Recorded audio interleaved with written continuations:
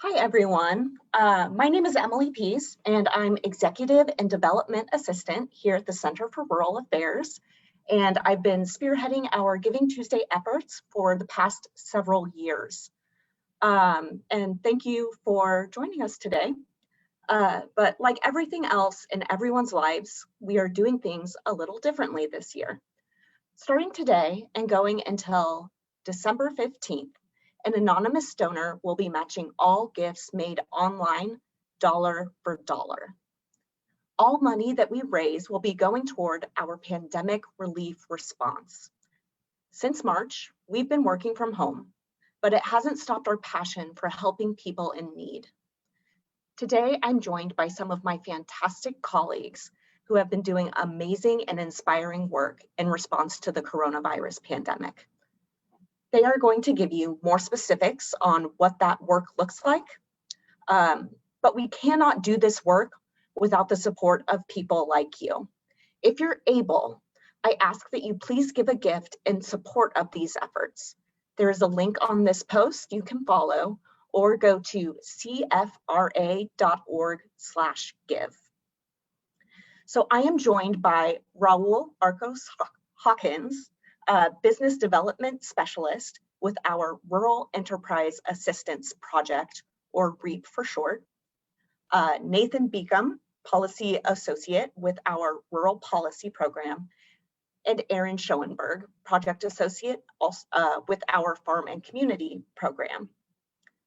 Thank you all so much for being here with me today and for sharing what you've been working on for the past 8 months.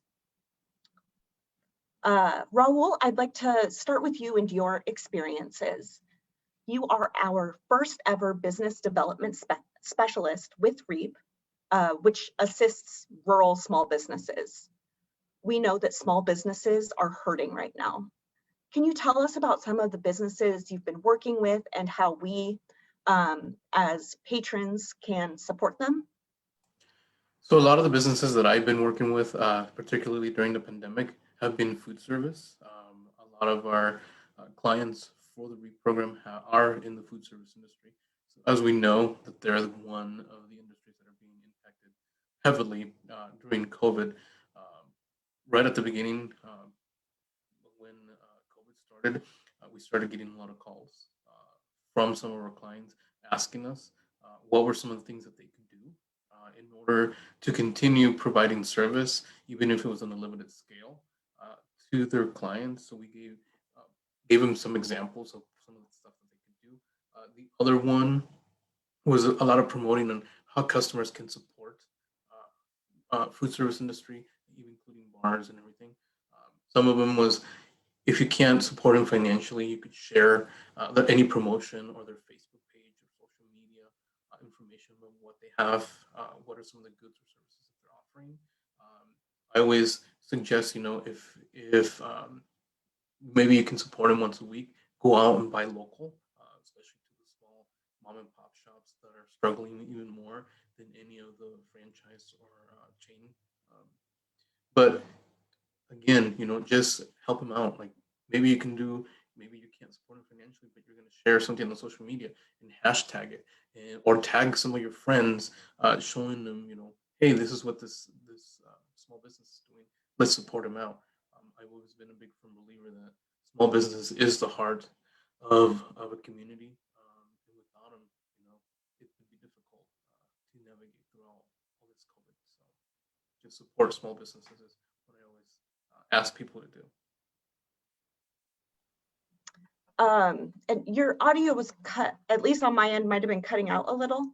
But I also wanted to ask you about how your work has kind of changed in the last 8 months. Like, how have you adapted? Right away, one of the things that we had to adapt was we used to do in-person training, and we moved everything to virtual. And it was a little hard at the beginning because we had to accommodate to when people were working or they had free time, even more so than when we were doing in-person training. The outreach obviously also changed because with COVID, in the midst of COVID at the beginning, we were limited to how much we could travel, how much in-person contact we were able to have. So that kind of did limit our capabilities. But we've noticed that there has been an increase just from even our own clients of the calls and the help that they need in order to get through COVID. So it has changed a little bit the way we're doing things. Even with our coaching, business coaching, we've done virtual, or we're doing more calls in order to help them. But we're still here helping them and getting through as much as they can the assistance that we can provide them.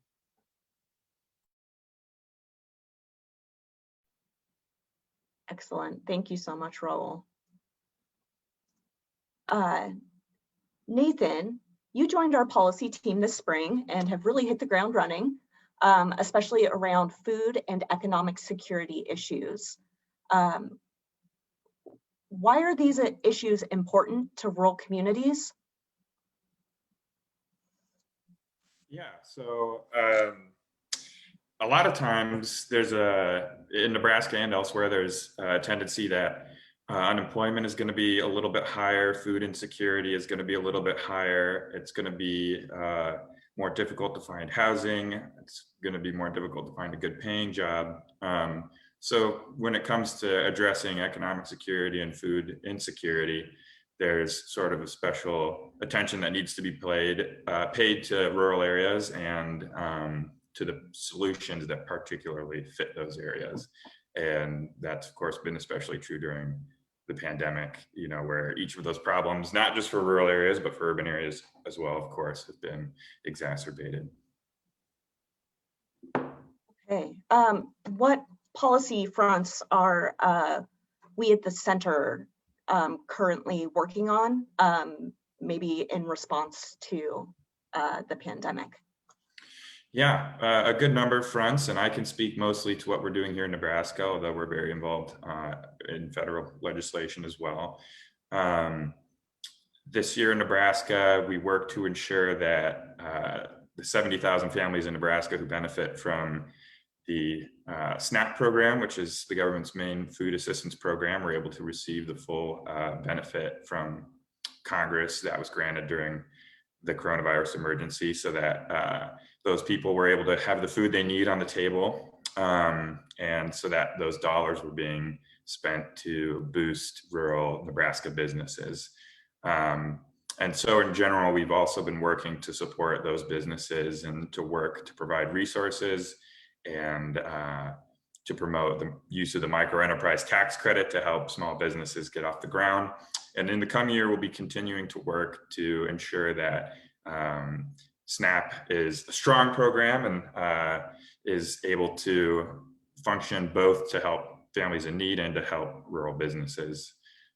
So that's a big part of our focus in food security. We've also been working on the questions involving meat processing, which many of us are aware took a big hit in the spring due to outbreaks in the major meat processing plants. And we're working to find ways to help people to do business better, to do business close at home, and to sort of support the diversification of that industry and support small businesses and new entrants into the meat processing field, so that we don't have to be in a situation that's dangerous and susceptible to these interruptions in the same way we were this spring. So those are a few of the things we're working on.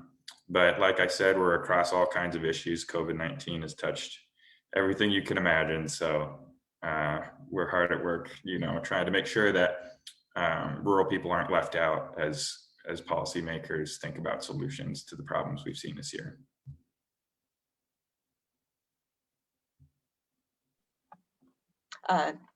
Thanks for that. And just how can people get involved with these efforts? Sure. By following the center, signing up for our email lists, and you can get our action alerts when we have something like a need to advocate for the governor to accept those benefits, those SNAP benefits for Nebraskans, or we're trying to get some kind of legislation passed that will support beginning farmers or entrepreneurs. You can support by sharing your story if you have some kind of involvement or experience with those issues. Those are really helpful. And then by being in touch with your senator, your state senator, or whoever the public official that's relevant might be. So yeah, I would say just, get on those email lists and follow our social media, and you can keep track of what we're doing and the ways in which you can help. And I'll just do a quick plug that by making a donation, you automatically get put on those email lists, and we will be sure that when your action is needed. All right, and Erin, you're on our farm and community team where you do direct work with beginning farmers and ranchers, farmers market managers and vendors, and school greenhouse programs. Can you tell us about what you're hearing and what kind of support is needed? Sure, thanks, Emily. I'm really glad to be here today on this scrumptious, sunny fall day. And yeah, I mean, I am hearing that people are struggling, of course, as we all know. It's been an interesting mix of folks that I get to work with. For example, the teachers and the FFA instructors at the schools which have greenhouses, their students are remote one week, and then they're in school one week, and then there are folks quarantining and testing positive, and it's just so many stresses to deal with. And so, they need patience, they need our support, they need us to, for the center to work with, whatever projects we might be doing with them to help them get extensions, to be able to use their mini grant funds, in the spring versus in the fall.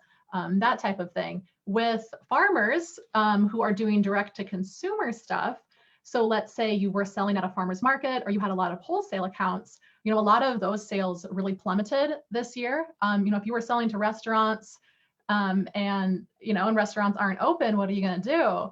But we have seen, and same with the farmer's market, those sales have really dropped, but the really direct to consumer sales that come along with, for example, CSA programs, the subscription type of food programs, those numbers have really gone up this year. So I would say, find a farmer and don't just support them now, but keep supporting them in the future too, whatever the future brings.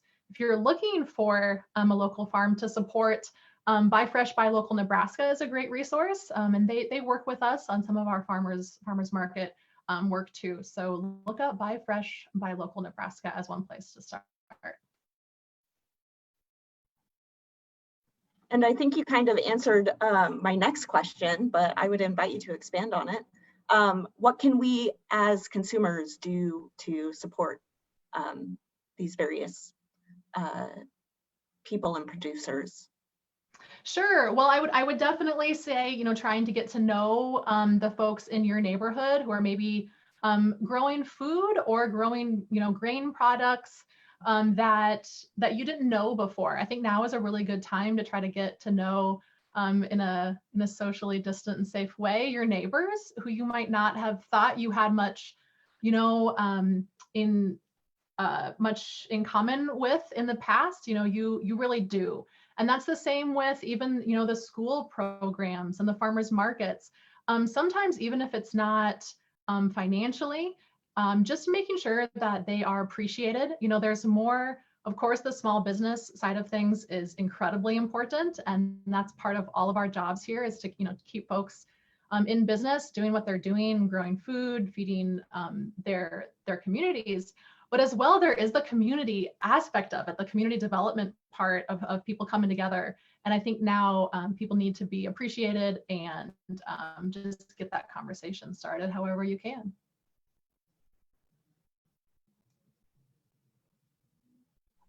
Okay, I saw we had a question come in. Erin, how can I find local CSA or producers in my area? And I saw that pop up, and I might have answered that already, but I would reiterate Buy Fresh, Buy Local Nebraska is a great place to start. There are other places though too, and I'll probably come up with the link after this, and I can drop it in the chat. But there are several places, but that's a good one to start with. Excellent. Well, do we have, and I don't know if we have any other questions. Do you guys have questions for each other?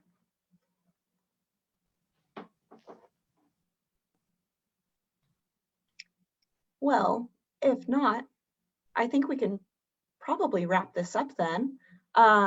So thank you so much, Raul, Nathan, and Erin, for being here with me. I really appreciate it. You guys are doing amazing work, and I hope that people watching have learned a lot about the on-the-ground work that you all are doing to support our rural communities during this pandemic. And for those of you watching, remember you can support this work with a fully matched donation by clicking the link on this post or going to cfra.org/give. And all donations are being matched until December 15th. So, but might as well get it in early. Thank you so much, everyone. And we'll be talking soon, I'm sure. Thanks, Emily. Yeah.